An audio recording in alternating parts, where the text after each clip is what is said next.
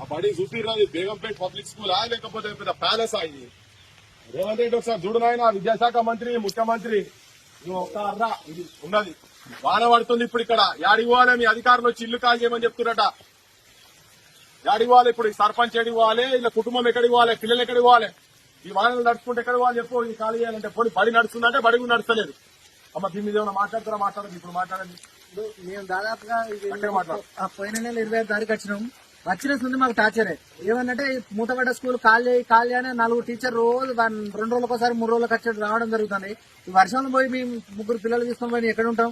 మరి మాకు ఇల్లును ఆ పాత బకాయిలు ఇవ్వండి, ఖచ్చితంగా కాల్ చేస్తాం. మాకు వచ్చే 10 లక్షల బిల్లు ఉందో మాకు ఇవ్వండి, వెంటనే నేను కాల్ చేస్తాం. ఎందుకంటే ఈ ఆదేశాలు తెలియదా? ఎంపీడీఓ తెలియదా? వీళ్ళందరూ తెలియదా? అధికారులను ఉన్నారు కదా, అధికారులు గవర్నమెంట్ బిల్డింగ్ కాల్ చేయ గవర్నమెంట్ అంటే గవర్నమెంట్ గా పనిచేసినాం. గవర్నమెంట్ స్కూలే మా ఫిట్ అదే ఉన్న మీ ఇంటికంచెలు తెచ్చి ఇయ్యాలి కదా. మా ప్రజల కోసం మా పిల్లల కోసం స్కూల్ కట్టిరు. ఆ స్కూల్ మూతపడ్డా కాబట్టి మేము ఉంటాను.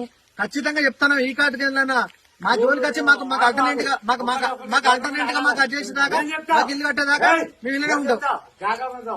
స్కూల్ నాది